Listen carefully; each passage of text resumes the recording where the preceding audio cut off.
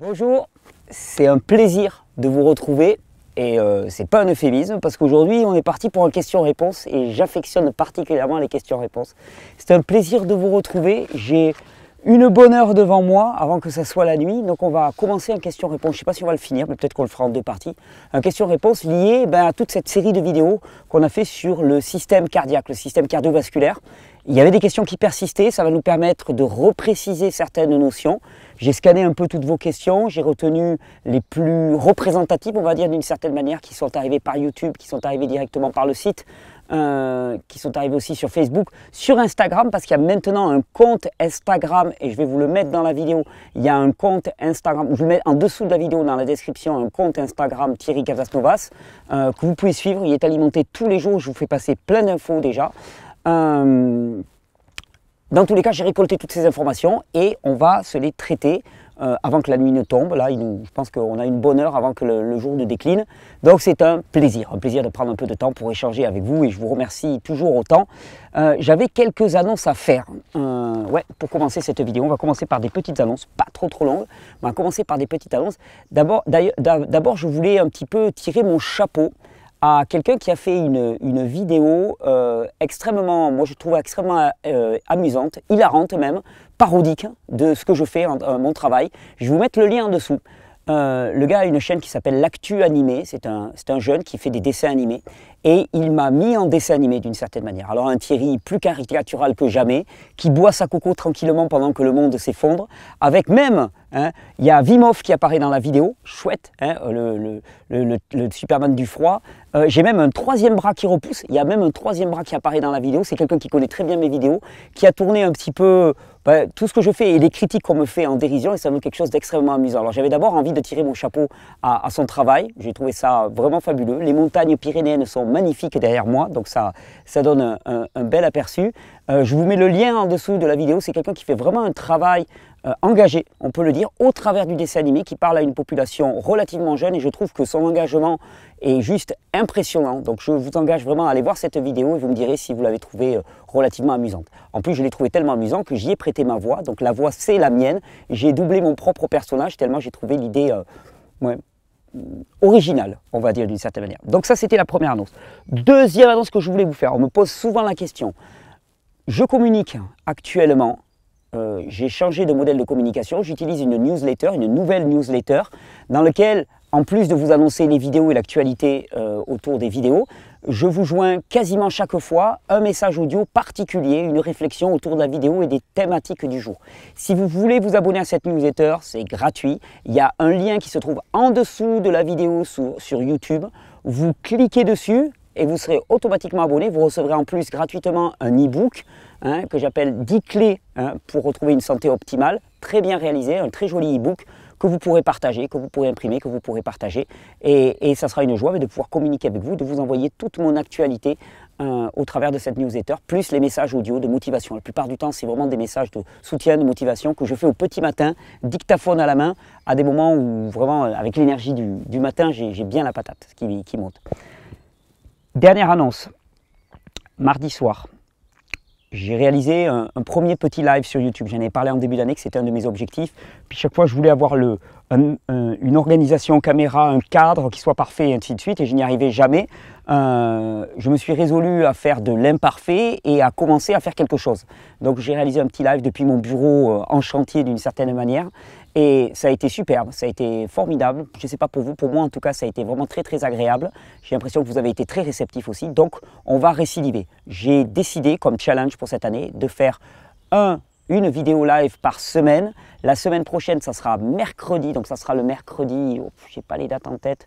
20, 21, 22, peut-être le 23, c'est ça, le mercredi, pas le mardi, parce que je ne serai pas disponible. Après, sinon, je crois qu'on va s'établir sur tous les mardis, de 21h à 22h, un petit live pour échanger, pour répondre à vos questions, tout azimut. On va améliorer le système de collecte des questions. Ça encore, c'est en réflexion avec toute l'équipe. Là, je suis en train d'y réfléchir. On va améliorer ça, mais ça a été une super expérience. Moi, j'ai énormément apprécié. J'espère que vous aussi. Et on va récidiver parce que c'est un formidable moyen de rester en contact. Voilà, au niveau des annonces, j'avais pas grand chose d'autre. Non, sinon que si vous pouvez vous mettre dans les starting blocks parce qu'en fin de semaine, comme je vous l'ai annoncé, on va vous annoncer, donc ça aurait été déjà fait, que ça va être possible de s'inscrire maintenant pour les journées de la régénération pour 1, 2 ou 3 jours. Bon, 3 jours, ce ne sera pas particulièrement intéressant parce que ce sera le même prix que 4 jours, mais pour 1 ou 2 jours, pour les personnes qui ne pouvaient pas se mobiliser pour 4 jours, pour les rencontres de la régénération, sous la pression de vos demandes, eh bien, ça va être possible. Suivez bien l'actualité, je posterai une vidéo samedi ou dimanche au plus tard, dans lequel je vous parlerai de ça et je vous donnerai le lien vers le site et rencontres de la régénération. Un site qui s'étoffe de jour en jour avec tous les intervenants, tous les ateliers, ça va être énorme, énorme, énormissime. Je pense que par rapport à la précédente édition, ça va être... elle était géniale la précédente édition, mais ça va être encore plus grand. En plus, je vous dis, il y a 2 invités surprises qui, je pense, à eux seuls, tout le monde vaut le détour, mais ferait en sorte que la plupart d'entre vous se déplaceraient rien que pour voir l'un d'eux. Là, il y en aura 2 et puis il y aura tout le monde. Moi, je serai là tous les soirs, 1h30 à 2h pour répondre en direct aux questions-réponses avec vous. On se fera une question-réponse en direct, 2 heures par soir. Pendant quasiment 4 jours, donc ça va donner. Juste avant, il y a un petit stage que j'anime. Donc ceux qui veulent faire un stage avec moi de 2 jours peuvent participer. Je vous engage à y aller, c'est sur le site des rencontres de la régénération. C'est toujours pareil en lien sous la vidéo. 3, 2, 1, on est parti, on ne fait pas une grande intro aujourd'hui. On va repréciser toujours les conditions dans lesquelles je parle. Je ne suis pas médecin, je ne suis pas soignant en tant que tel. J'essaie de prendre du soin pour le vivant, pour moi, pour vous, pour tous ceux qui m'entourent, ça c'est certain. J'ai un goût pour le soin du vivant, je suis un amoureux du vivant d'une certaine manière, mais je ne suis pas un médecin. Donc on ne va pas parler de maladie. Et j'ai bien précisé toujours, quand on parle de maladie, on se réfère au problème de la symptomatologie, c'est-à-dire l'expression symptomatique de troubles qui sont en amont. Les symptômes ne sont que l'expression de surface de troubles en amont. Les symptômes, il y en a quasiment autant que d'individus. Il va y avoir des grandes classes de symptômes, mais leur expression, elle varie en fonction des individus. Il y en a autant que d'individus.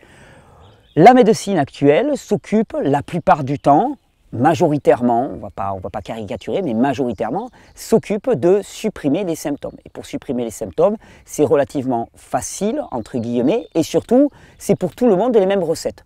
On supprime des récepteurs à telle hormone ou à tel neurotransmetteur, on bloque leur activité et à ce moment-là, la transmission de l'information ne se fait plus dans le corps et la manifestation symptomatique ne se fait plus. C'est-à-dire qu'à une problématique exprimée, il va y avoir un remède unique. Quand on rentre dans le domaine de la santé et non pas de la maladie, ce que je vous propose, c'est radicalement différent. On a des indices. Les indices, ce sont les symptômes, ce sont des petits cailloux blancs qui sont disposés sur le chemin et qui peuvent nous induire à penser. Ce sont des indices qui vont nous amener à présupposer la cause en amont, mais bien à présupposer. Ça veut dire qu'on n'aura jamais une réponse totale à 100%, on pourra dire il y a des grandes chances que, et en termes de solution, ça sera toujours la même chose, ça sera adapté à l'individu. Vu qu'on est tous différents, la réponse sera différente pour chacun. Dans ces vidéos, ce que je peux vous donner, c'est des explications. Essayez d'avancer un petit peu l'enquête par rapport aux symptômes qui sont les vôtres. Essayez d'apporter des éléments supplémentaires qui vous permettent de se rapprocher de la vérité, de la réalité, c'est-à-dire de la cause des causes. Parce qu'à supprimer des symptômes, jamais, et je l'affirme haut et fort, il n'y a personne pour m'entendre, il n'y a que la forêt, jamais tu n'as soigné la moindre personne en supprimant un symptôme. Au contraire, en supprimant le signal, tu fais que la personne se croit bien alors qu'elle ne l'est pas. C'est comme ça qu'on entend des histoires, des gens qui te disent « Ah mais lui il était en parfaite santé puis il est mort au bout de 15 jours ». Attendez les gars, il était en parfaite santé et puis au bout de 15 jours il est complètement mort. Il y a quand même attendez, excusez-moi, je refais le focus. Il y a quand même un vrai souci par rapport à ce que tu dis. C'est pas cohérent du tout.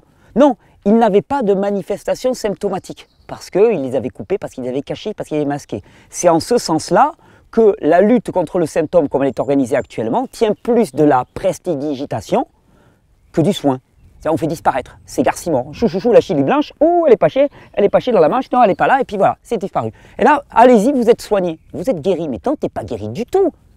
Il n'y a pas de guérison possible. Ton symptôme, il va réapparaître d'une autre façon. Le terrain qui avait suscité l'apparition du symptôme, il va faire apparaître l'autre symptôme d'une autre manière ailleurs, souvent plus intense. Et je vous dis, c'est un peu comme une alarme. Tu vois, tu as l'alarme au début qui sonne doucement, mip, mip, mip, puis après mip, mip, mip, mip, mip, et puis après de plus en plus fort. Alors, qu'est-ce qu'on fait avec ça? Est-ce qu'on reste toujours dans une attitude que moi je qualifie de irresponsable et immature, Et c'est pas agressif ce que je dis. Hein, parce que je pense qu'il faut faire le point réellement, avec honnêteté, pour pouvoir avancer. Donc oui, le fait de ne pas vouloir le moindre effort, de ne pas vouloir la moindre souffrance, de ne pas vouloir la moindre sensation, on se désensibilise à l'outrance, hein, on est un monde qui ne veut plus rien ressentir. Ouais, mais ce faisant, tu es de plus en plus mal, et tu es de plus en plus sous dépendance chimique. Tu ne peux plus vivre par toi-même. En plus, si les bouchers sont passés par là et t'ont enlevé un bout du corps, alors là, la vie par toi-même, elle est de moins en moins valable. Hein. Mais le challenge, c'est ça. C'est est-ce qu'on veut rester dans un état d'immaturité et de déresponsabilisation dans lequel nous, on est des gens bien, et puis d'un seul coup, il y a des maladies qui nous tombent dessus. Oh là là, quelle horreur! Et là, on va voir un grand prêtre en blouse blanche, hein, qui nous donne quelques pastilles, on ne sait même pas ce qu'il y a dedans. Hein. On ne sait absolument pas quel est le principe actif, ce qui fait que quelques années après, on te dit « Oh, punaise, mais ça a causé la stérilité de milliers de personnes, ça a causé la mort de milliers de personnes, Enfin, voilà, je pense à des médicaments, tu vois, comme une saloperie comme le Roaccutane, qui a combien de morts, hein, le Roaccutane, hein, mais médicaments, Medicago qui soignent, ça ne soigne rien du tout. Ça précipite des jeunes dans une dépression mélancolique qui a conduit énormément au suicide. C'est une ignominie, c'est un crime contre l'humanité. Et c'est ça qu'on fait, parce qu'on va voir des grands prêtres et on démissionne. On démissionne de nos responsabilités. C'est « S'il vous plaît, docteur, faites quelque chose pour moi. Je ne veux plus souffrir, je ne veux plus rien faire. » Et en fait, ils sont complices. Ils sont complices parce que c'est nous qui allons les voir. C'est pas eux en train de taper sur les docteurs, je ne tape pas sur les docteurs, je tape sur toi, je tape sur moi. C'est nous les responsables. Parce qu'on est assez stupide et lobotomisé, d'une certaine manière, pour gober des gélules sans même réfléchir, sans même se poser la question, sans même demander quelle est l'action sur le corps. Et on est pleinement responsable. Et surtout, on ne veut pas changer. Tiens, quand le docteur te dit « Non, non, mais changez rien, ne changez pas votre nourriture et tout, ça n'a aucune importance », nous, on est bien contents parce qu'on ne veut pas y toucher à notre bonne nourriture hyper salée, hyper grasse et à tous les repas en surabondance, en surabondance.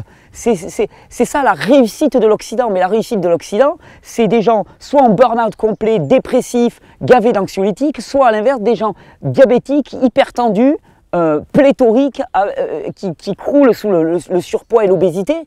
C'est ça la réussite de l'Occident, c'est des corps de moins en moins valables. Pourquoi? Parce qu'on refuse ce qui est la nature du vivant. Et la nature du vivant, c'est de se laisser corriger. La correction, tu sais, c'est le petit coup sur les doigts, le petit... j'ai une petite baguette là, le petit tac, là, comme ça. Ouh, ça pique. Ça pique le corps et puis ça pique l'ego aussi. De se dire, je me suis planté, j'ai fait des choix qui sont erronés. Sauf que si tu as l'humilité de les faire, et si tu as la maturité de les faire, parce que être mature, c'est pas se comporter comme un enfant qui ne veut pas voir sa responsabilité, qui est toujours en train de démissionner sur l'autre. Ça, c'est le propre de l'enfance et c'est parfait. J'ai été enfant. Et quand j'étais enfant, j'avais des responsabilités d'enfant, j'avais des pouvoirs d'enfant et j'avais une vie d'enfant. Hein. Et en même temps, j'avais la tranquillité. Ok, mais j'étais dépendant. Et c'est de passer à l'âge adulte. Dans l'âge adulte, ok, tu as la responsabilité d'un adulte. Ok, tu l'encaisses complètement. Tu as la difficulté de la vie adulte, qui n'est pas toujours marrant. Par contre, tu as le pouvoir d'un adulte, tu as la puissance d'un adulte. Moi, je sais que mes enfants, des fois, ils me disent « Ah, mais toi, tu as le droit de faire ceci, tu as le droit de faire cela, et moi, j'ai pas le droit. » Je dis « Ouais, d'accord, mais tu as un autre statut, tu as des autres conditions de vie, tu n'en as pas la capacité. Ok, moi, j'ai ça.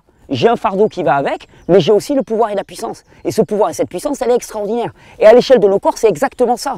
C'est si vous voulez vous réapproprier la puissance, si vous voulez rentrer dans la puissance de guérison, si vous voulez laisser la vie vous montrer, mais vous éclater la vue avec la puissance manifestée en vous, il faut prendre votre responsabilité. C'est-à-dire qu'il faut reconnaître à un moment donné que les choix que vous avez faits jusqu'à présent étaient erronés. Si vous ne faites pas ça, il n'y a aucune raison de changer. Et tout le propos de cette vidéo, ça va être ça. C'est de se rendre compte là où on a fait fausse route et de penser des solutions pour changer de direction. Ça vous va? Vous n'avez pas trop le choix, hein, vous pouvez arrêter la vidéo. On est parti, on a pas mal de feuilles. Je ne pense pas qu'on va tout traiter là.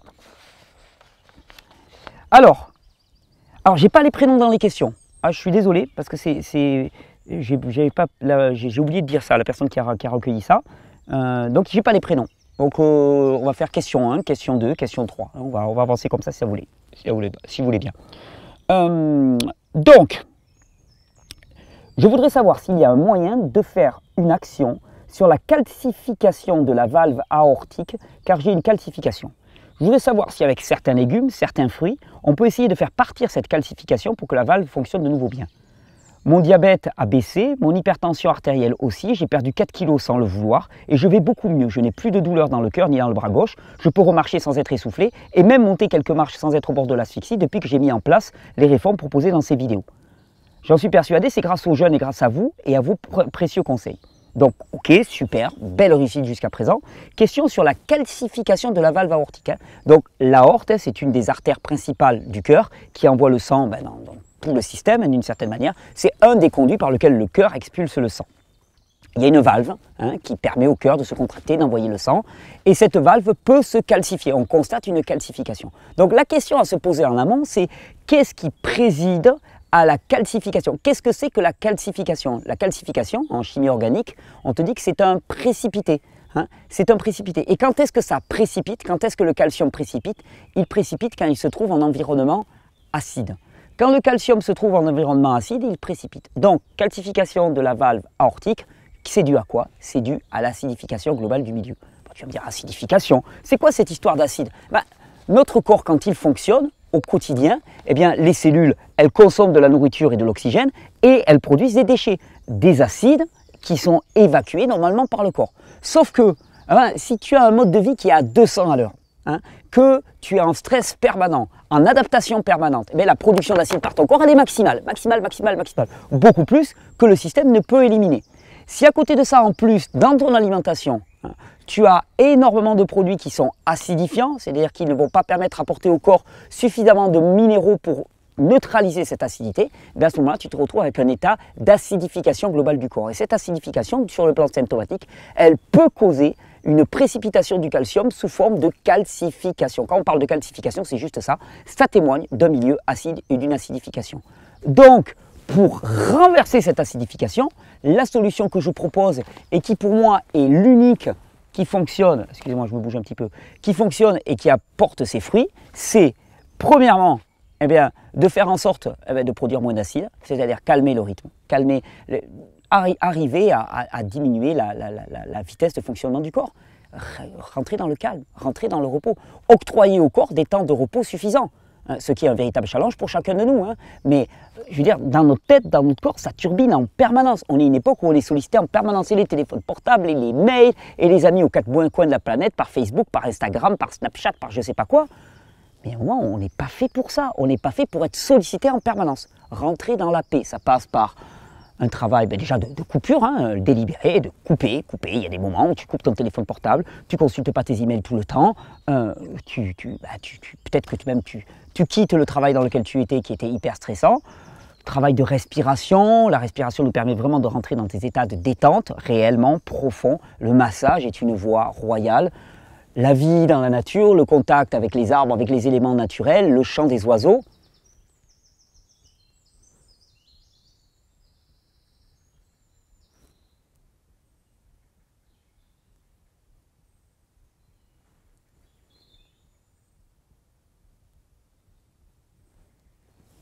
Rentrer dans le repos.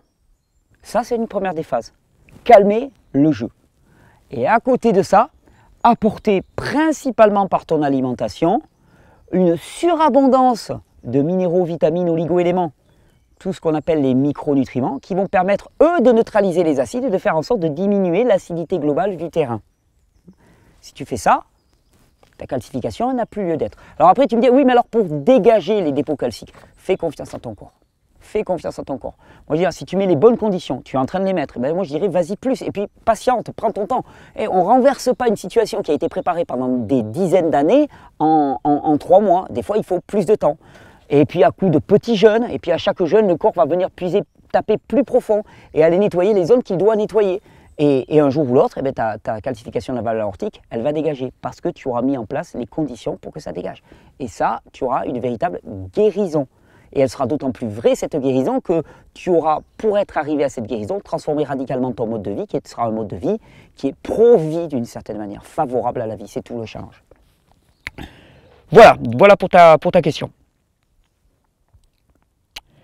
Alors, salut Thierry, donc question numéro 2. Salut Thierry, encore merci pour ce contenu. J'ai remarqué que j'avais des chiffres dits d'une tension dite pincée parfois. Lorsque je prends ma tension le bras main vers le bas en position surtout assise par exemple, j'ai 12-9, 12-10, alors que quand je la prends dans la même position mais avec le bras devant moi, celle-ci a tendance à se normaliser. Ou encore les nickels en position allongée par exemple, 13-8. Pourquoi? C'est simple, hein, c'est que si tu as le bras vers le bas ou si tu as le bras vers le haut, l'effort qui va être demandé au cœur n'est pas du tout le même pour propulser le sang dans les zones périphériques et donc ça va automatiquement augmenter la tension. C'est pour ça qu'on dit généralement, pour ne pas faire forcer le cœur, on place le bras quand on mesure la tension à la hauteur du cœur à peu près. Et comme ça on a un régime normal, moyen. Mais en fonction de là où tu le places, si tu le places comme ça, mais ton sang il va descendre. Si tu le places comme ça, ben là ça va demander un effort automatiquement et il va y avoir une pression supplémentaire. Donc voilà. Deuxième question, alors ça c'est pas tout à fait sur le système cardiaque, mais on va le prendre. Concernant la prise de jus, est-il préférable de le prendre avant une bonne douche froide ou après pour une meilleure absorption? Car je ne sais pas si c'est comme en musculation, lorsqu'on stresse l'organisme de façon intense, on profite de la fenêtre anabolique juste après. Merci à toi Thierry et tout le staff que tu nous fournis sur ta chaîne. Alors ben, c'est simple, hein. Une douche froide, c'est un véritable stress pour l'organisme. Qui dit stress adaptatif pour l'organisme, dit blocage des fonctions de digestion. Donc si tu manges juste avant, il y a des grandes chances que ça bloque tout. Après un jus, ça ne demande pas vraiment de processus digestif, mais franchement, tu te le prends après le bain, quoi. Tu te le prends après le bain, ouais, carrément. Parce que après le bain, hein, il y a une période de détente qui s'installe. Et alors là, la détente, le parasympathique, hein, là, lui, est très favorable à l'assimilation. Donc c'est plutôt ça, c'est plutôt dans ce sens-là. Voilà, question numéro 3. Bonjour, peux-tu expliquer les varices sur les jambes et si elles peuvent disparaître? Merci beaucoup. Alors oui, elles peuvent disparaître, rassure-toi déjà. Qu'est-ce que sont les varices? Les varices, ce sont des dilatations permanentes des veines, ce qui fait qu'elles sont relativement apparentes. Dilatation. Dilatation. Dilatation. Ça ne vous dit pas quelque chose, ça, dilatation? Quand est-ce que ça gonfle au niveau des veines et au niveau de tout le système circulatoire? Ça gonfle quand le volume plasmique augmente. On parle d'œdème. Œdème. Et pourquoi est-ce qu'il y a œdème? Pourquoi est-ce qu'il y a œdème dans le corps? Je vous ai proposé une explication, alors qui est une explication que je propose. L'explication que je propose, c'est simplement qu'il y a nécessité de dilution. C'est-à-dire que l'un des moyens qu'a le corps pour réguler le fait que le sang pourrait devenir acide, il ne le devient pas parce que le corps met en place des systèmes de régulation. Le tamponnage par les minéraux, c'est-à-dire le fait de neutraliser les acides en pompant les minéraux du corps, en est un. Ça va conduire, si ça reste longtemps, à la déminéralisation. Mais il y a un autre moyen, c'est l'œdème. En diluant, en augmentant le volume, tu diminues la concentration. Tu as la quantité de produit qui augmente, tu augmentes le volume, et ce faisant, tu dilues d'une certaine manière. Tu dilues, et tout ton système gonfle. Quand en plus tu considères que la plupart des varices apparaissent au niveau des jambes, donc là on parle de, au niveau des jambes, le sang il doit remonter, donc lutte contre la gravité, t'imagines, hein, sur un système qui est déjà épuisé, donc on parle de fatigue et d'acidification. Les deux étant souvent extrêmement liés. Donc là, pareil que dans la première réponse, désacidifier, favoriser le retour veineux en renforçant le muscle cardiaque, en reposant cet organisme, et les varices disparaissent d'elles-mêmes. Et ça, je l'ai constaté chez nombre de personnes. D'ailleurs, c'est souvent un effet collatéral non attendu d'une réforme profonde de son hygiène de vie. Les gens me disent « Ah ouais, mais en plus, j'ai mes varices qui ont disparu. » Chouette, chouette, chouette, chouette, chouette, chouette. Alors,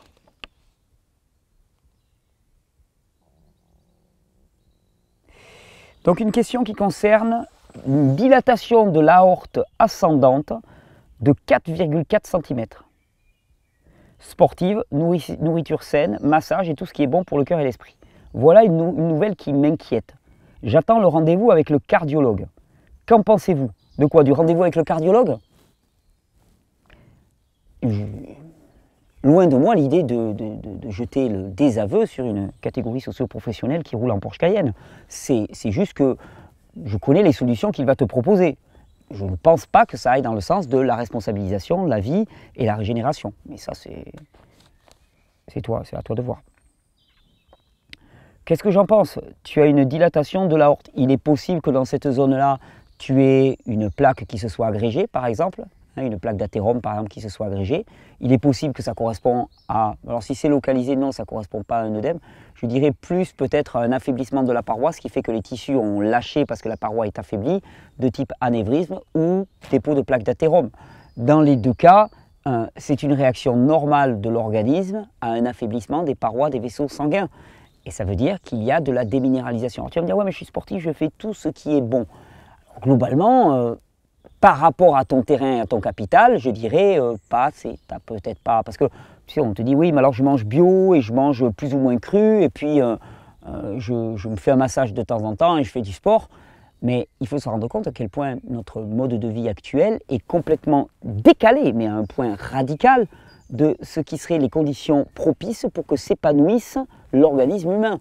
Alors pour certains qui ont un bon bagage, le différentiel, le delta qui est entre les deux, il est supportable. Pour d'autres, il faudra qu'ils fassent des efforts supplémentaires. Il faudra qu'ils mettent le paquet. Je peux rien te dire de plus. Là, en tout cas, ça témoigne, globalement, ça témoigne vraiment du fait que ton organisme, là, présente certainement un défaut de minéralisation qui demande la production de cholestérol et la fabrication d'une plaque d'athérome parce que tes vaisseaux sont blessés, voire un anévrisme, c'est-à-dire un affaiblissement des parois des vaisseaux sanguins, et de l'aorte en particulier.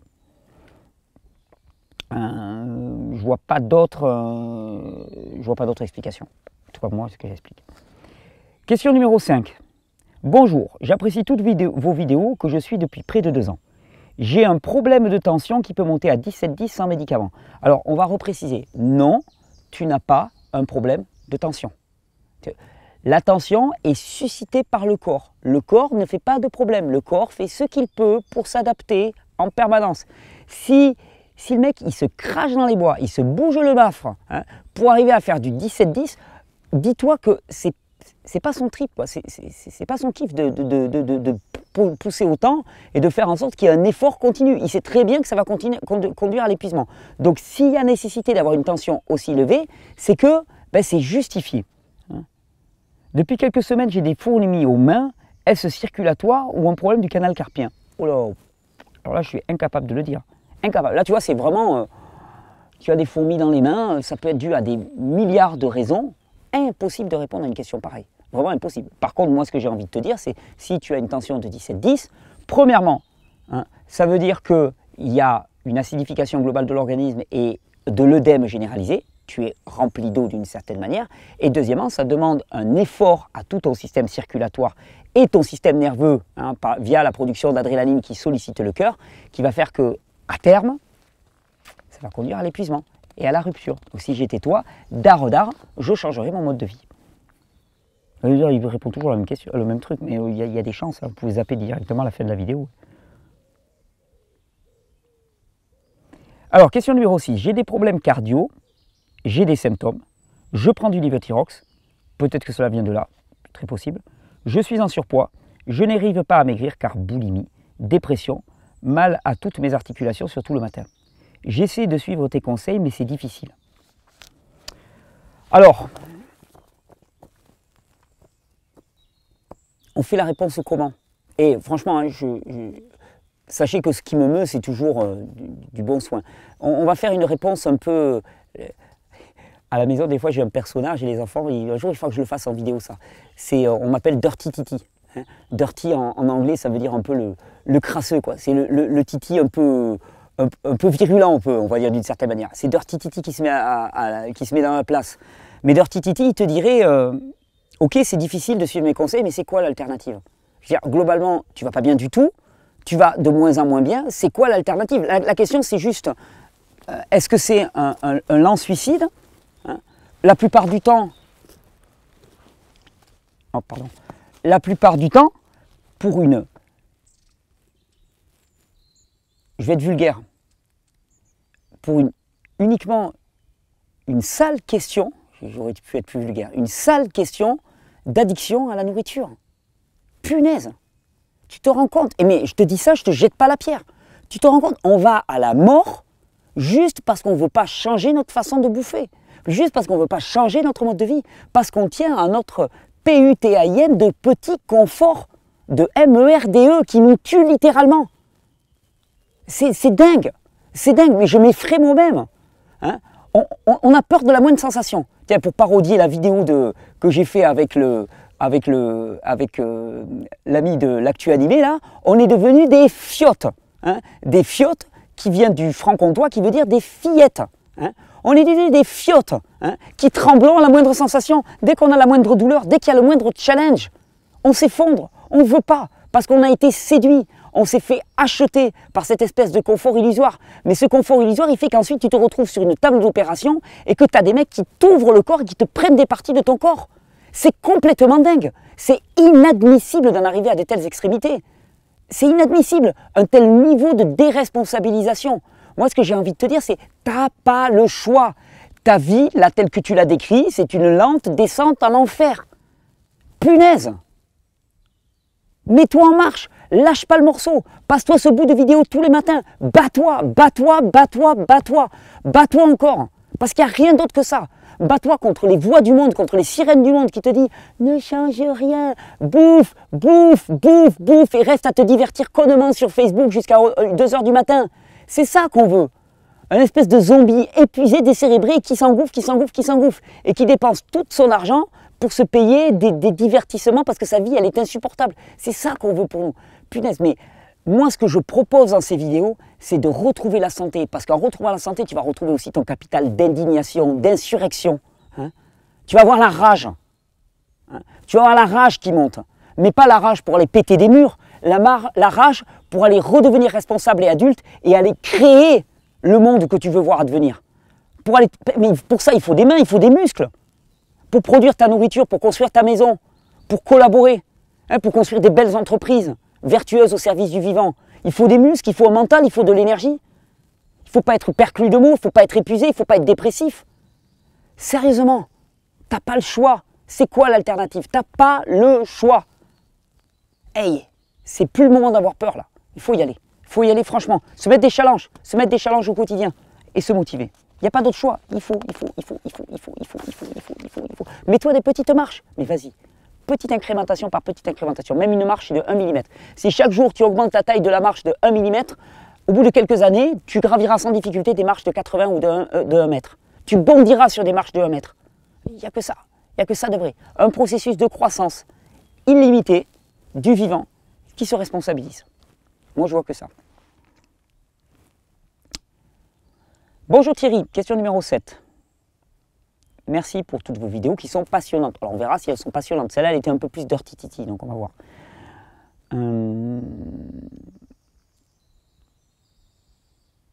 Alors, sur le système cardiovasculaire, alors cette série sur le système cardiovasculaire m'a d'autant plus intéressé que je fais de l'hypertension. Là, c'est très juste. Tu fais de l'hypertension. Tu n'es pas victime d'hypertension, tu fabriques de l'hypertension. C'est très juste. Et j'ai des extrasystoles depuis 4 ans et je cherche en vain la cause. Extrasystole, ça c'est beaucoup revenu dans votre discours. Qu'est-ce que c'est que les extrasystoles? Alors, les extrasystoles, qu'il ne faut pas confondre avec de la tachycardie. Tachycardie, c'est une élévation du rythme cardiaque chronique. Le cœur, il tape tout le temps. Les extrasystoles, c'est une variation importante du rythme cardiaque. Ça accélère, ça ralentit, ça accélère, ça ralentit, ça accélère, ça ralentit. Sachant que les contractions cardiaques sont principalement contrôlées par une hormone qu'on appelle l'adrénaline qui est produite par les glandes surrénales, pour moi, le fait de ne pas tenir le ralenti, c'est à peu près ça. Quand j'ai un moteur qui ne tient pas le ralenti, il accélère, il ralentit, il accélère, il ralentit, ça varie sans cesse, je n'ai pas un rythme stable, ça signale un épuisement du système, automatiquement. Pour moi, quand quelqu'un me dit j'ai des extrasystoles, je présente un phénomène d'extrasystole régulièrement, je lui dis là, tu me parles d'épuisement du système, là, tu me parles de fatigue, c'est un des critères de la fatigue chronique. D'ailleurs, je vous ai dit dans ma série de vidéos, en Russie, ils ont développé des méthodes d'observation du rythme cardiaque et par des micro-variations, c'est très ténu, du rythme cardiaque, ils arrivent à prédire, à prévoir l'arrêt cardiaque des semaines avant. Ils sont en train de dire, oh là, le système il va vraiment vers un épuisement. Donc l'extrasystole, c'est quand même un symptôme marquant d'un épuisement du système. Ça ne veut pas dire que tu vas mourir d'une crise cardiaque là cette nuit, ça veut juste dire que le système il est fatigué. Ça peut rester comme ça des années, mais il est fatigué et c'est un signal. Quand je me retire de mes obligations professionnelles, ma tension et mes extrasystoles diminuent et dernièrement, ayant diminué ma consommation d'eau et d'infusion de moitié, mes extrasystoles ont quasiment disparu. Est-ce que le fait de boire sans vraiment avoir soif peut amener à augmenter la tension? Ah bah ouais, sérieusement, tu peux faire de l'œdème en buvant trop d'eau. Ben oui, non mais c'est un truc de fou là. On nous a complètement... Le gouvernement nous a dit qu'il faut boire je ne sais pas combien de verres d'eau par jour. Eh mais gouvernement, tu me connais à moi? Tu es venu voir mon hygiène de vie, mon rythme de vie? Qu'est-ce que tu peux savoir de mes besoins, monsieur le gouvernement? Mais rien du tout. C'est juste des principes édictés à la louche, à la va-vite, et qui ne reflètent rien de l'adaptation individuelle.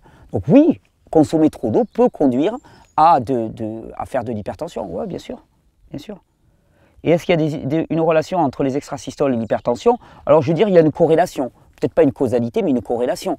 Bah ouais, parce que si tu as des extrasystoles, ça signale un épuisement du système. Si tu as un épuisement du système, toute ta capacité à évacuer les acides, à traiter les acides va être amoindrie. Donc, augmentation du volume plasmique. Augmentation du volume plasmique qui demande dans ton corps de forcer un peu plus. Puisque tu forces un peu plus, tu t'épuises davantage. Puisque tu t'épuises davantage, tu dois forcer un peu plus. Et tu vois un peu le cercle vicieux dans lequel tu es lancé. Donc oui, il y a une corrélation entre les deux. Et ben voilà, on me posait juste après la question, et les extrasystoles, à quoi seraient-elles dues? Elles seraient les prémices d'un problème cardiaque? Oui, on nous a toujours dit que cela était nerveux et sans importance. Ah oui, bien sûr que c'est nerveux, c'est lié au système nerveux, au fonctionnement du système nerveux, à la production d'une neurohormone qui joue le rôle d'hormone et de neurotransmetteur essentiel dans le corps qu'on appelle l'adrénaline. Et sans importance, ça dépend de ce que tu appelles sans importance. Si pour toi la mort est sans importance et que tu n'attends que ça, pourquoi pas? Mais si tu tiens à la vie, si tu as envie de vivre longtemps, je ne crois pas que ça soit sans importance. Donc, je ne pourrais pas dire comme ça. Question numéro 11. Bonjour tout le monde et un grand merci à Thierry. Question.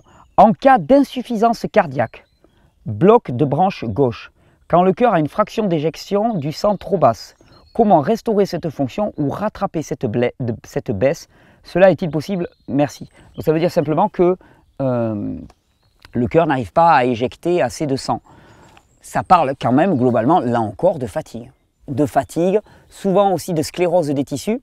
Tu sais, on a parlé de cette fibrillation des protéines qui forment des fibres, qui viennent se mettre dans le muscle cardiaque et qui le rendent beaucoup plus rigide. Et ça étant lié globalement à un phénomène de protection de l'organisme contre des infections bactériennes qui sont liées la plupart du temps à une accumulation terrible de déchets, donc à une acidification du terrain. Donc on retombe sur les mêmes choses. Je pense vraiment que cette difficulté qu'a le cœur d'éjecter assez de sang est liée probablement à un épuisement. Ouais, la contraction, elle ne se fait pas jusqu'au bout. Tu vois, je veux dire, si tu as une poire et puis que au niveau de la main, toi, tu as du mal, tu vois, je veux dire, j'ai acheté pour mon gamin une petite poire là, pour faire le klaxon sur sa draisienne. Comme ça. Il est petit, il a 2 ans, il a du mal à appuyer, il manque de puissance. Et il n'arrive pas à faire le bruit aussi puissamment que moi quand je prends la poire et que j'appuie vraiment dessus. C'est exactement la même chose. Si tu veux que le cœur, il envoie vraiment, il faut que tout le système, je dirais même tout le système, parce que les contractions cardiaques, c'est une chose, mais il y a tout le système des capillaires sanguins qui se contractent aussi. Il y a une danse rythmique des capillaires qui se fait, et tout le système vibre et envoie le sang et participe à la propagation du sang.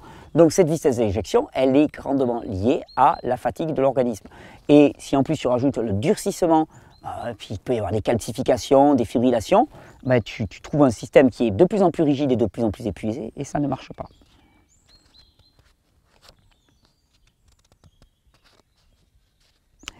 Alors question numéro 12.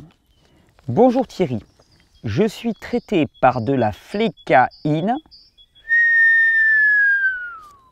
Il n'y a pas longtemps, je me suis intéressé à ce produit, qui est un produit pour traiter, foutaise, qui est un produit qui, soi-disant, permet de réguler les problèmes d'arythmie cardiaque, de tachycardie et des choses comme ça. En vérité, ça conduit à une désensibilisation de récepteurs, à l'adrénaline en particulier, mais pas que. Si je la retrouve, je vous la mets là à l'image. Il y avait une étude sur les risques cardiaques associés à la consommation de cette flécaïne. Ben ouais, parce qu'à partir du moment où tu vas mettre tes gros doigts poilus là, dans les rythmes cardiaques, dans la régulation du rythme cardiaque, il faut bien comprendre que si le rythme cardiaque varie, la plupart du temps, c'est aussi en réponse à une situation de l'organisme. Et là, d'un seul coup, tu lui mets un frein. Pas bon du tout. Moi, je ne jouerai pas à ça. Et tu verras dans l'étude que je te montre qu'il y a vraiment des risques cardiaques avérés, certains, avec l'utilisation de ce genre de produit. À toi de voir. Question numéro 13. Tu dis que la tension est l'augmentation de volume pour un même espace, mais dans la vidéo, d'après que les vaisseaux sont souples et peuvent augmenter de diamètre. Donc l'un devrait compenser l'autre. Ouais, mais attends, c'est toujours pareil. Si tu as une membrane, d'accord, pour qu'elle se dilate, il faut bien exercer une pression dessus. Je veux dire, elle ne se dilate pas, tes vaisseaux, ils ne sont pas flasques. hein. Pour que ça augmente de volume, ben, il faut bien exercer une pression supérieure. Hein. Augmentation du volume, on exerce une pression supérieure et ça permet de dilater le vaisseau. Donc oui, il se dilate, mais au prix d'une tension qui augmente.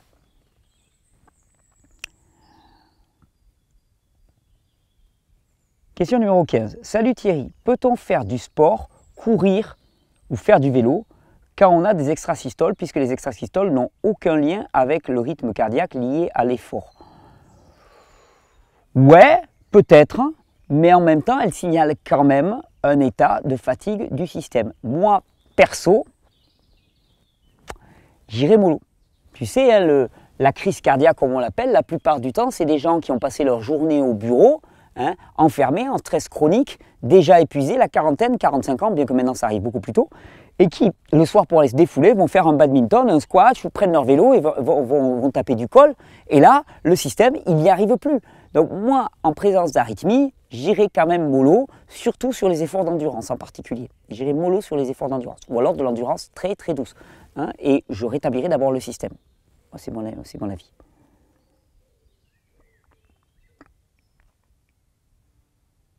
Bonjour Thierry, ma fille souffre de costochondrite chronique. Costochondrite. Bon, déjà, drite, c'est une inflammation. Donc j'imagine que si elle est chronique, on parle d'inflammation chronique. Je crois que costo, c'est en lien avec les côtes. Je crois que c'est une inflammation d'une partie tissulaire, d'un cartilage ou quelque chose comme ça qui se trouve au niveau des côtes. Donc costochondrite. Hein. Douleur violente dans la poitrine, impossible de respirer, impression d'avoir une crise cardiaque, cœur qui bat trop vite. À chaque crise, un vrai cauchemar, panique totale. Y aurait-il une relation avec les problèmes cardiaques car personne ne sait ce qui cause la costochondrite? Pourrais-tu me donner des informations? Alors, donner des informations. Hop, attendez, j'ai déréglé ça. Te donner des informations. On parle d'inflammation chronique. Il faut bien comprendre, l'inflammation est un processus régulateur du corps, un processus régulateur adapté. Hein, c'est un mécanisme de réparation des tissus. Si elle devient chronique, c'est que soit les tissus sont chroniquement lésés, et ça parle ça de notre mode de vie, de notre façon de fonctionner, de la nourriture dégueulasse et dépourvue de micronutriments que l'on consomme, du défaut émonctoriel, du défaut de repos, soit ça veut dire aussi que l'inflammation, elle a eu sa raison d'être à un moment donné et que maintenant elle ne s'arrête plus. Pourquoi? Parce qu'il y a une pédale de frein à l'inflammation. Hier, j'en ai parlé dans la vidéo live que j'ai enregistrée, il y a bien une personne qui me l'a donné la réponse. La pédale de frein de l'inflammation dans le corps, il s'appelle cortisol. Le cortisol qui se transforme spontanément en cortisone. Hein. Le corps produit sa propre cortisone. On a notre cortisone endogène. Et si quelqu'un me parle d'inflammation chronique, je vais lui dire automatiquement, il y a un défaut de production de cortisol et de cortisone. Et ça nous parle de quoi? Ça nous parle d'épuisement, tout simplement. Épuisement, épuisement, épuisement. Donc moi, dans un cas comme ça, je traiterai d'abord la cause des causes, qui est l'épuisement, pour éviter que cette inflammation devienne chronique et que le corps puisse enfin sortir de ce cercle vicieux. Plus bombardement en micronutriments. Je regarde combien il y en a de questions encore. Oh, il n'y en a pas beaucoup, peut-être qu'on va y arriver.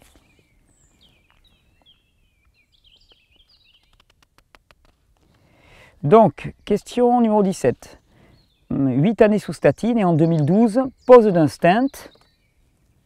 J'ai arrêté tous mes médicaments depuis des années, j'ai essayé les recommandations de Linus Pauling.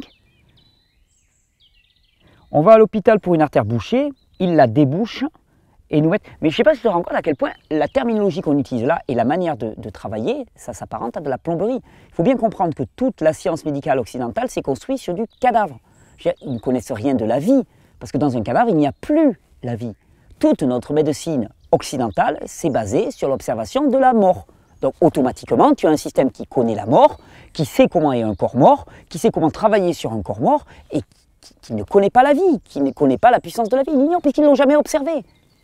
Contrairement à énormément de médecine orientale ou la médecine hippocratique, le fameux Hippocrate par lequel on jure tout le temps, qui lui connaissait vraiment qui connaissait vraiment la médecine de la vie, basée sur l'observation des corps vivants. Et c'est ça la problématique. Est-ce que tu observes des corps morts ou est-ce que tu observes des corps vivants? Bon, il la débouche et nous met un corps étranger en métal qui se bouchera si on ne prend pas d'antiplaquettaire. Ben ouais, c'est ça le problème. C'est qu'après, tu es obligé d'utiliser ce fameux Plavix, hein, ce Plavix qui est comme comment il s'appelait l'autre saleté là qu'on a pris tout à l'heure, qu'on nous a proposé de prendre, la flécaïne. Hein. Ah, la flécaïne ou le Plavix, je crois que c'est exactement la même chose. Je me trompe peut-être. Non, je me trompe peut-être. Bon, en tout cas, c'est un antiplaquettaire. Ça veut dire que ça empêche la coagulation sanguine. Donc, tu vas avoir un sang très fluide en permanence. Sang très fluide avec risque d'épanchement de sang dans le milieu intérieur si tu as un petit anévrisme qui apparaît. Parce que ton corps coagule pour éviter les empanchements de sang. Quand les parois de tes vaisseaux sanguins commencent à s'affaiblir, le sang coagule pour qu'ils deviennent plus visqueux et pour empêcher qu'ils passent au travers des parois. Ça, c'est l'évidence. Et nous, qu'est-ce qu'on est? On est là, on arrive à dire, je vais empêcher ça. Je me crois très malin. C'est l'une des caractéristiques de l'homme occidental moderne, c'est l'arrogance. En fait, c'est vraiment ça. C'est l'homme croit qu'il a maîtrisé la nature. Et l'homme croit qu'il a maîtrisé le vivant qui le constitue. Mais mon coco, en fait, c'est de la blague. Tu ne l'as pas maîtrisé. Tu es une caricature. On devient des caricatures. Plein de métal, plein de bouts, de machin choses qui sont rapetassés de ci, de là, qui ne fonctionnent plus qu'avec ces anxiolytiques et ces médicaments. On est une caricature de ce que avait fait la nature, de la perfection que nous avait donné la nature. Attention, recours à la nature. Ça, les zététiciens, là, ils adorent. Là. Minute des zététiques. Parce qu'en zététique, vous savez, c'est la religion de la science, d'une certaine manière, la zététique. C'est que tu n'as pas le droit de parler si le mot que tu utilises n'a pas été prouvé par une étude en double aveugle. Et donc, en zététique, il y a le recours à la nature. Si tu fais un recours à la nature, là, tout de suite, tu passes dans la case charlatan, globalement. Moi, j'ai envie de te dire, c'est qui le charlatan?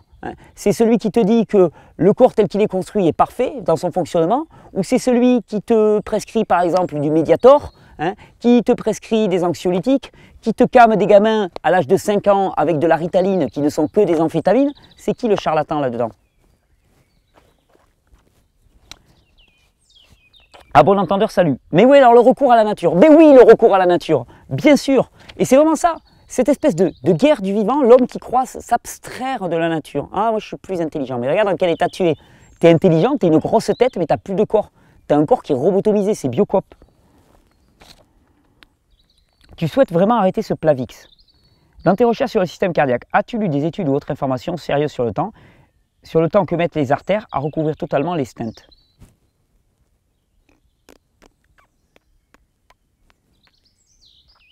Je souhaite pratiquer des jeûnes, mais avec ce Plavix, je ne le sens pas trop. 3 jours sans boire, sans manger, en donnant que du Plavix, cela risque d'augmenter les effets secondaires, non? Ouais, mais tu réduis un peu les doses. De toute façon, je vais te dire, moi, le jeûne sec a tendance à faire un peu coaguler le sang.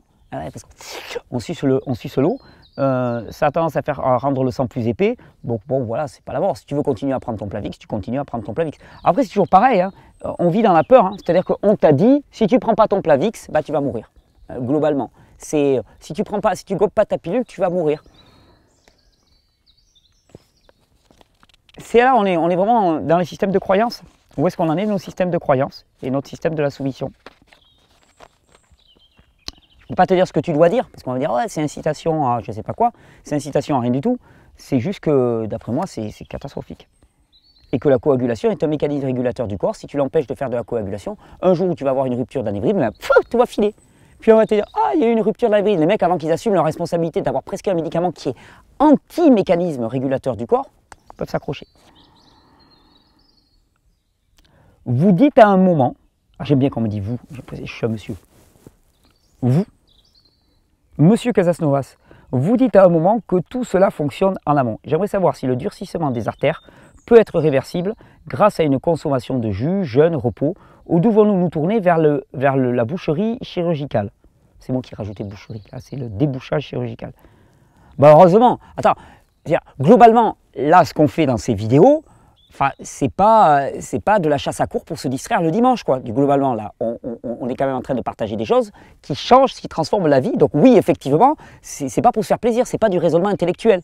Bien sûr, à l'évidence que le durcissement, l'agrégation plaquettaire, pas l'agrégation, la dépôt de plaques d'athérome, la calcification, les extrasystoles, les problèmes de valvules cardiaques, les problèmes de retour cardiaque, les fibrillations, bien sûr que ça se renverse avec le respect des conditions normales de fonctionnement de l'organisme humain. Bien sûr. De plus, dans une vidéo sur l'iridologie, vous dites que les problèmes cardiovasculaires potentiels sont perceptibles en observant un œil. Il y a une espèce de contour transparent à la périphérie de la pupille, oui. Cette observation de l'œil peut-elle servir de référence pour appréhender ou non une évolution positive? Oui.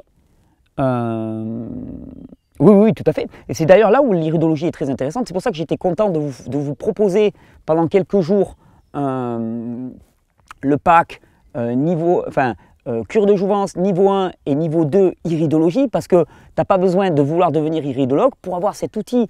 Tu regardes les yeux et là tu vas le voir, ces petites marques. D'ailleurs, dans mon cours sur iridologie, j'apprends aux gens à regarder des signes à l'œil nu. Hein, réellement. Et ça te permet, oui, d'avoir vraiment une appréciation de l'évolution dans ton corps. C'est génial. Moi, je trouve ça extraordinaire, cette évolution. Donc, c'est pour ça que j'ai été content que vous soyez aussi nombreux à choisir ce cure de jouvence niveau 1 et niveau 2. Hein. C'est dommage que ça soit limité dans le temps. Allez, on le refait pour une dernière journée. Alors, vous dire, ah ouais, c'est truc commercial et tout. On fout. S'il y en a encore qui le veulent, qui veulent vraiment découvrir ce niveau 2, encore une journée. Cette vidéo, elle sort ce matin. Voilà, ça te dit beaucoup sur la date. Mais jusqu'à ce soir, hein, c'est encore valable. Je te mettrai le lien, c'est encore valable. Après, on arrête, parce que sinon, ça ne donne pas de valeur à ce qu'on fait. Mon anniversaire ne va pas durer quand même 36 mois. Mais franchement, le cours sur l'iridologie te donne des moyens concrets d'observer l'évolution dans ton corps directement par l'observation de l'œil. Allez, au pire, tu t'achètes une petite loupe, mais tu n'en as même pas besoin. Hein, directement, tu le vois. Hein. Tu vois l'éclaircissement des yeux, tu vois les lignes dans les yeux. Ouais, tu vois beaucoup.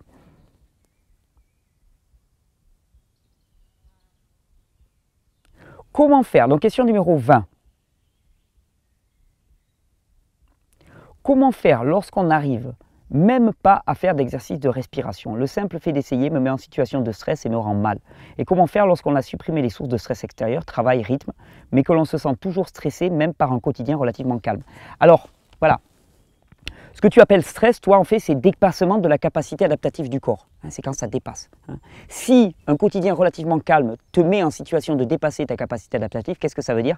Ça veut dire que ta capacité adaptative, elle a été réduite à peau de chagrin. Et le fait que tu fasses les exercices de respiration et que ça te mette dans le rouge dès les exercices de respiration me confirme ce que je pense. Donc ça parle d'un état d'épuisement colossal. Alors je vais te dire, moi la seule solution que je connais pour sortir d'un état d'épuisement, c'est doucement de solliciter le corps. Alors tu vas me dire, oui mais même la respiration me fait ok. Eh bien, si la respiration ne marche pas, bon, tu peux commencer déjà par des exercices de respiration consciente non forcée, respiration, cohérence cardiaque et des choses comme ça. Exposition au froid à petite dose, exposition au chaud à petite dose, micro-jeûne intermittent, mais il va bien falloir doucement, par petite incrémentation, eh bien, étendre le champ des possibles pour ton corps. Je ne vois pas d'autre façon de faire, hein, globalement. Je ne vois pas d'autre façon de faire.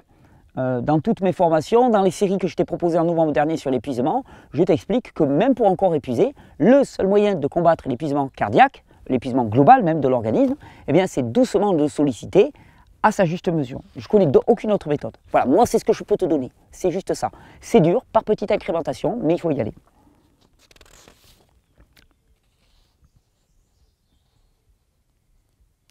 Bonjour Thierry, un grand merci pour votre travail et vos explications claires. Je suis suivi pour de l'hypertension, médicaments bloqueurs d'angiotensine et inhibiteurs classiques pour empêcher le rétrécissement des vaisseaux sanguins et aussi pour une artère fémorale bouchée, pour laquelle on me prescrit des antiplaquettaires.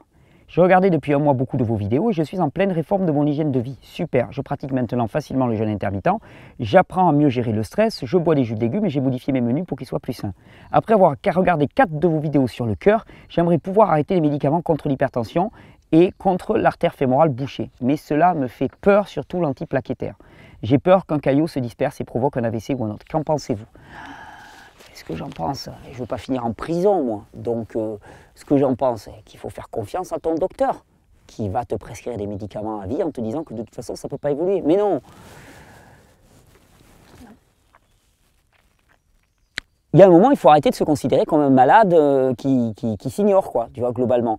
Moi je dirais cultive la santé et au bout d'un moment, oublie, quoi. Tu sais, c'est moi, comme moi, pendant des années, on m'a considéré comme tuberculeux. Tu vois, j'avais plus aucun symptôme ni rien, mais on me dit, ah non, mais vous n'êtes pas soigné, donc vous êtes encore tuberculeux. C'est à s'arracher la tête, c'est à s'arracher les cheveux, quoi. Tu dis, non, mais moi, j'ai plus aucune symptomatologie, je me sens en pleine forme. Au niveau du souffle, ça déboîte à tout va. Ah, non, vous êtes encore tuberculeux. Non, je ne suis plus tuberculeux, et c'est réglé. Dans ma tête, c'est réglé. Là, je dirais, moi, persévère un certain temps. Bon, tu me dis, ça fait quelques mois, peut-être dure un petit peu. Et puis, au bout de quelques mois, tu fais un essai, tu fais une fenêtre et tu vois comment ça se passe. Tu fais une fenêtre médicamenteuse, en accord avec ton médecin, bien sûr, parce que je suis censé dire ça. Mais tu fais une fenêtre médicamenteuse et si ton médecin n'est pas d'accord, ben, tu changes de médecin. après, globalement quand même, sans être méchant, le mécanisme de la peur est quand même le fond de commerce du système médical actuel. Donc normal qu'il te fasse marcher à la peur. Tout le monde fonctionne, enfin je veux dire, tout le monde avance à la peur. Moi aussi, on te dit, ah mais si tu fais pas ça, tu vas mourir. Toi tu es là, mais moi je veux pas mourir, ah ben faites-le. Ah, ok. Mais voilà, persévère un petit peu. Fais pas des réformes trop radicales maintenant, enfin réforme de tes médicaments, persévère dans la voie que tu as choisie, sens-toi de plus en plus en santé, puis à un moment, tu nages par tes propres ailes, comme on dirait l'autre.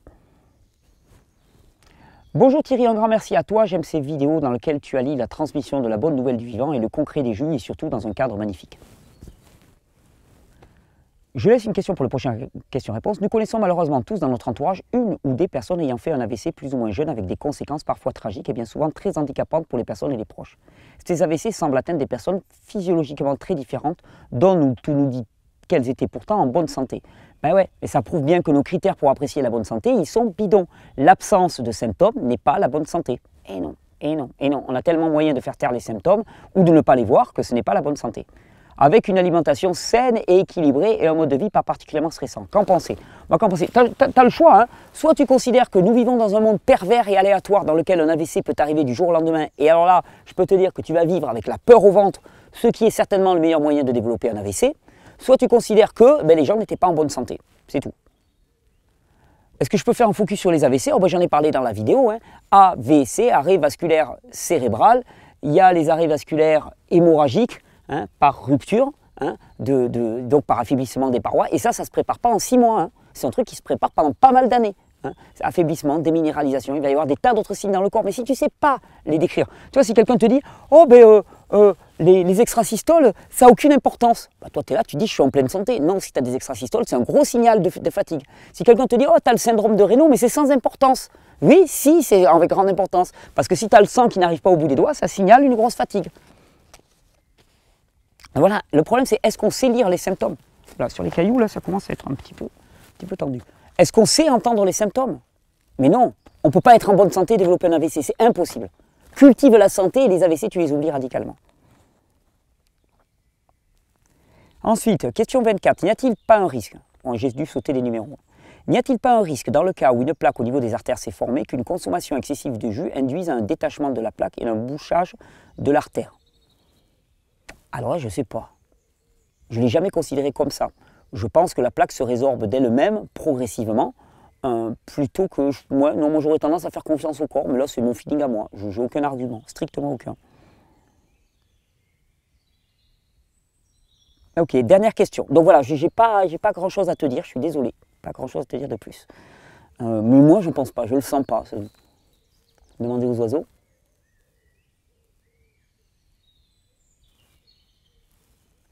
Je consomme des jus verts, rouges et toutes variantes, un par jour. J'ai supprimé le lait et le fromage ainsi que tous les produits transformés.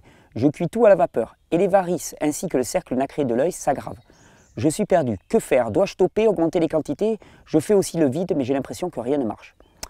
Alors, c'est la dernière question. Il faut savoir que quand tu entames des réformes d'hygiène de vie, tu as tout un passif derrière toi qui joue un petit peu. C'est un peu comme quand tu essayes de freiner une locomotive, tu as toute l'inertie qui est derrière. Donc moi, ne pas voir la situation évoluer au départ ne m'effet pas plus que ça. Ça va dépendre de la force de l'organisme.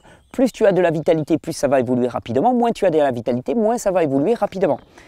De ce que tu me dis, quand quelqu'un me dit « j'ai l'impression que rien ne marche », je pense automatiquement en termes d'épuisement. Ceux pour qui rien ne marche, c'est ceux qui sont épuisés. Hein, parce que plus tu es épuisé, plus la progression va être lente et les améliorations vont être lentes.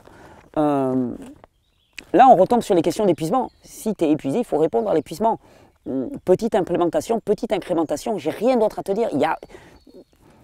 Comme je te disais, souvent on n'a pas envie de faire l'effort, je te le dis ça, mais on n'a pas envie de jeûner, on n'a pas envie de faire d'efforts, c'est compliqué.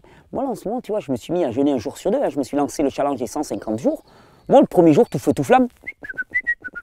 Puis le deuxième jour de jeûne, là, tu vois, quand les copains là sur la terrasse, ils commençaient à se partager les premières fraises et tout ce que tu veux, je t'avoue que tu les lorgnes, quoi. T'as envie, j'ai pas faim, absolument pas faim. En jeûne, surtout sur une journée, t'as absolument pas faim.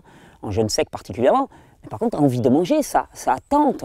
Et c'est là où il y a une question de force mentale, quoi. C'est qu'est-ce que tu as choisi, quoi. Qu'est-ce que j'ai choisi de faire? Et j'ai choisi de faire mes 150 jours de jeûne sur l'année. Je peux te dire qu'il n'y a aucune chance que je ne les fasse pas. C'est impossible que je ne les fasse pas. Impossible. J'ai fermé la porte. Et là, c'est pareil. C'est est-ce que tu t'es décidé à aller mieux? Si tu t'es décidé à aller mieux, tu vas accepter des petites améliorations progressives, mais basées sur un effort tendu permanent à la hauteur de ta capacité, même si elle est très très faible, mais des petits jeûnes, des petites expositions au froid, des petites expositions au chaud, des petits jeûnes, des petites expositions au froid, au chaud, de la respiration, un petit peu d'exercice physique, un petit peu, à ta hauteur, mais tu lâches rien. La guérilla, permanente, tu lâches rien. Tu tambourines à la porte de la vie pour que la vie, elle te donne ce que tu dois, ce qu'elle te doit. Et elle te le donnera obligatoirement. La vie te donnera ce que tu lui demandes, mais à partir du moment où tu lui demandes. Je veux dire, on est là, on dit ouais, j'aimerais bien la régénération et tout ça, mais en même temps, on est vachement ambigu, quoi. Et je te dis ça, je parle de moi aussi. On est super ambigu. À quel point on la veut? Qu'est-ce qu'on veut mettre sur la balance? Hein? Est-ce qu'on veut prendre la responsabilité, vraiment, ce poids de responsabilité? Et je vais prendre la responsabilité, c'est aussi agir en conséquence. C'est ça la vraie question. Je vais vous laisser avec cette question. Hein? On a fait 1 heure, pile poil. Oui, c'est même pas une vidéo longue, c'est une vidéo mi-courte. Et on a fait toutes les questions. Super. Ben, génial. Oh là là, mais je ne pensais pas que ça serait aussi rapide. Super. On a eu de la lumière, on s'est fait une bonne petite vidéo. C'est la vidéo du soir. Je vous souhaite une bonne régénération. Je vous rappelle qu'il y a des tas de liens qui sont sous la vidéo. Allez voir sous la description des vidéos YouTube. Autre chose, n'hésitez pas à vous abonner à ces vidéos et à appuyer sur la petite cloche. Hein, il y a une petite cloche à côté d'abonnement. Si vous êtes abonné, regardez si vous avez appuyé sur la petite cloche. Parce qu'en ayant appuyé sur la petite cloche, cela vous amènera une notification chaque fois que je publie une nouvelle vidéo ou que par exemple j'organise un live de façon impromptue. Donc si vous voulez être prévenu, cliquez sur la petite cloche. N'hésitez pas à aller voir le compte Instagram que j'ai créé et qui est alimenté par une charmante demoiselle qui s'appelle Juliette et qui fait ça de façon extra. Moi, je suis très content de ce qu'elle fait, c'est super, c'est quelque chose en devenir. Et puis c'est tout. On va se souhaiter une bonne soirée. Moi, c'est une bonne soirée pour moi, une bonne journée pour vous si vous démarrez. Je vous rappelle, allez, je suis faible, non, je suis fort, enfin, j'en sais rien. Encore une journée, jusqu'à ce soir minuit. La vidéo, elle est diffusée ce matin, vous regardez la date de diffusion de la vidéo, jusqu'à ce soir minuit, vous pouvez encore découvrir l'iridologie dans la formation que je vous propose gratuitement dans le pack cure de jouvence. Après, c'est fini, finish. Il y a le lien juste sous la vidéo. Bonne régénération. Prenez soin de vous.